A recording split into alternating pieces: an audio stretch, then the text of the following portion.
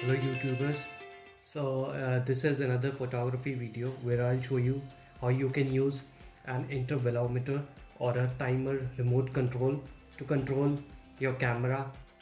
Using this kind of an intervalometer, you can take some great time-lapse shots, or if you want to take multiple shots in a row and you don't want to sit with your camera, or your camera doesn't supports the settings, so you can use a timer remote control like this to define how many shots you need to take, how many what will be the duration of each shot, how much interval that would be, and you can set those, and the rest of the thing, everything is taken care by this kind of remote control.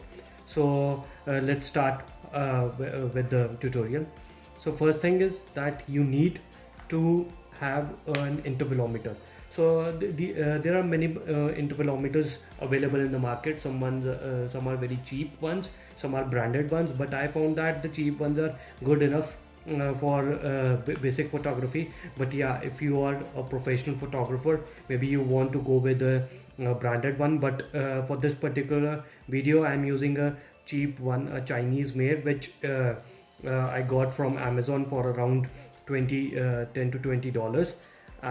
And I've given a link to purchasing this kind of intervalometer in the description below. More or less all the intervalometers work the same way. They have the similar controls. Just it could be that the display is a bit different, or the things which appear here might appear differently in other intervalometers, but more or less everything performs all of them perform the similar function. So these kind of intervalometers, they perform two major functions. One is that you can set a number of shots you want to take, how much the delay would be, how much long each shot would be, and what will be the interval between each shot. And the other thing is that if you want to remotely trigger, like you don't want to touch physically touch your camera, and instead as that can introduce some shake, so instead you can use this kind of remote release shutter. So to like you don't have to actually press on the camera key, camera shutter button here, but instead you use this kind of remote control, which makes it which prevents any shake in the camera, and you can take really steady shots. The kind of intervalometers usually come with an instruction manual like this.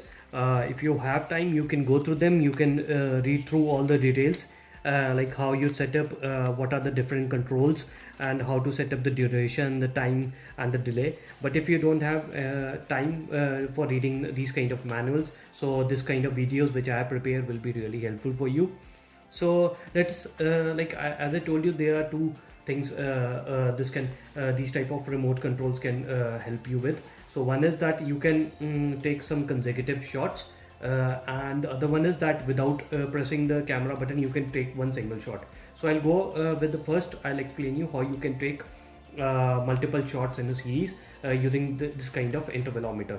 So this one I have, as I have a Canon camera, so when I ordered it, I requested that they should come with a button cable which is compatible with this particular camera. So I have a Canon EOS 700D. So they have sent me with this kind of cable. So this kind of cable, like one end connects to the intervalometer and the other end goes into this place. So in your Canon cameras, you'll have this kind of port. So one is mic and the other one, this cable, this shows that this is a port where you can connect intervalometers or remote shutters like this. So I'll just open this flap and I'll put in cable here. So the intervalometer is now connected. Now next is the how you operate this intervalometer. So I'll go step by step. There are multiple options here, but they are really very easy once you go through them one by one. Perfect with this. So I'll just switch it on. So once I switch it on, you'll see that there are some numbers getting displayed. There is a melody sign, there is a count getting displayed, and then there is a this highlight, underline or cursor location which is coming here. So this is the most important thing you need to keep in mind. So what this helps you understand is that where are you right now. So like if you see, it is under the delay option. So that means when I am here, it is setting the delay. So if I move here, if I press the left right key, you'll see that this keeps on moving. So what means, like, if I press this now, it is under the long button, so that means how long it is going to take. So what it explains is delay is how much delay will be there before the first shot is taken with this release. Next is how long the shot will be each shot. Like, so if you want to set a shutter speed of say 3 seconds, 4 seconds, 5 seconds, whatever shutter speed you want, so this when you are at this particular place, then you can set the shutter speed. Next is interval. Interval is how long you want to wait between any two consecutive shots. So say if you are taking up 400 shots and between each shot you want to put a gap of say 2 seconds, so you can set it when you are at this particular option. Then n means number. This is the number of shots you will take when you have set your intervalometer. So I'll explain you how you set these values one by one. So as you can see, I am on the delay option. So when I am on the delay option, I need to set how much time it will be before the first shot is taken. So what I'll do is I'll just set this. I'll tap on set. So this is when the first part is blinking, it says how many hours of cap will be there. This is this represents how many minutes of cap will be there, and this represents the seconds you are setting. So I want that before the first shot takes place, there should be a 5-second delay. So I'll just tap on this up arrow key and you'll see that it sets to 5. So this means that it has been set to 5-second delay before the first shot starts ticking. Then I'll tap on set. You'll hear a beep sound. That means that you have set a 5-second delay before your shots start taking place. Next, I'll go to the next option where it says long. This is how long I want the shutter time to be. Like it depends. Like if you are taking some night shots and you want that there should be enough gap between each shot. So like because it is quite dark, so you can set it to 20 second, 30 second, or if you're doing some day time-lapse videos, maybe you want to second it to 1 second. So whatever your settings are. So again you press on the set button. I want that each shot should be of around 3 seconds of duration. So I'll tap on 1, 2, 3. So it is 3 here. Now I'll press set. So that means every shot, the shutter time for every shot will be 3 seconds. Next is interval. So this is the interval between each shot. So what I'll do is I'll set the interval to 1. So this means that after a gap of every 1 second, the next shot will be taken. And then is the number part. So how many shots I need to take? I'll set this number to 5 and press set. So this means that in total there will be 5 shots taken. So once all of this is done, I'll go, and next I'm left with just pressing start or stop. So start or stop. So next what we need to do is next we need to set up the camera.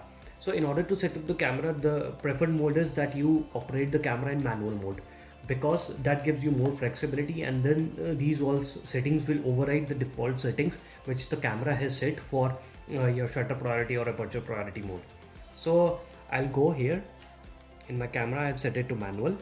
So I'll open the lid here just so that you can see what is appearing. So it is in bulb mode. Yeah, one more important thing is that you should preferably set it to bulb mode. Bulb mode means that like there is like if you are aware about like you have been doing some photography, so you are aware that bulb mode lets you take the shots till the time the shutter button is pressed. So like the instruction is coming here as well. It shows that exposure will continue as long as shutter button is pressed. So but like as we are using an intervalometer, so that will help us. We don't have to physically press this button, so this will take care of how many shots need to be taken and till what time they need to be taken. So once all this is set, I am running it at bulb mode. There is an f stop of 4.5 and the ISO has been set for auto. So this is just a basic setting which I have done. Things are in place, and this remote is also there in place. So now what we need to do is we just need to start taking the shots. So I'll press start, and I'll again press this button.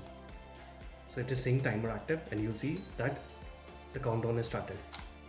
You heard it. So there was a shot taken for 3 seconds.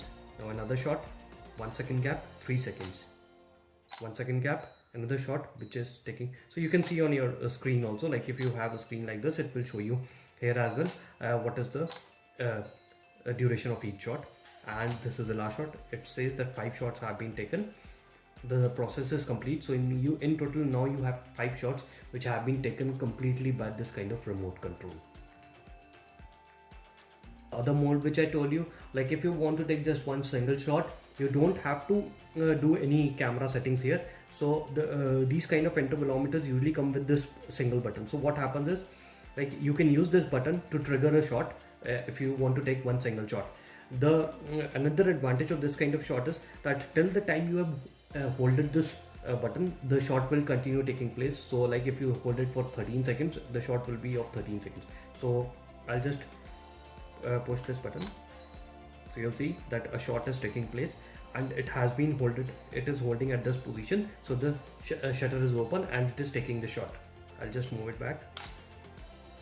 You see here the shot was taken. So depending on the time you keep this open, so the your camera shutter will remain open and the shot will be taken. So these kind of intervalometers, they work with a battery, but the advantage of one advantage here is that this particular control, like if you want to take a single shot, you don't have to necessarily have the batteries inserted. So even if I remove the battery, so there is no battery, still I can take one single shot. You'll see it is working and the shot was taken. So if you are using if you want to take one single shot and you're out of batteries, then there is no issue. You can still take the shots without batteries. So I hope this tutorial was helpful. If you are planning to use an intervalometer, this kind of tutorial will definitely help you get some idea on how to quickly start using intervalometers and to know what are the different functions of it. I hope you liked this video. I have many more videos planned related to photography and technology. So if you like this, make sure you subscribe to my channel RJ Designs, and I'll have more videos coming up very soon.